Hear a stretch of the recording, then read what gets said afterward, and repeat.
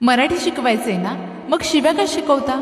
सुरेश भट ऐकवा, सुधीर फडके ऐकवा, मंगेशकर, आमोणकर, बोरकर, करंदीकर, पाडगावकर, बेसावकर, शाहीर साबळे ऐकवा. गोड बोलून भाषा रसाळ ऐकवा, पण लायकीवर कोणी आलंच तर ढसाळ ऐकवा. माज दाखवून काय करायचे? तेंडुलकरांची, पुलंची, शिरवाडकरांची नाटकं दाखवा. पेंटर, पेंढारकर, शांताराम, फाळके, प्रभात दाखवा.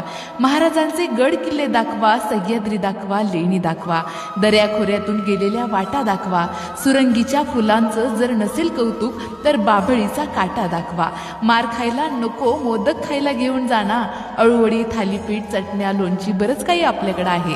ठेचून काढण्यापेक्षा ठेचा खायला द्या, तोही तसाच जमतो आणि लक्षात पण राहतो. लात मारून नाही कुणी शिकत, हात धरून शिकवा.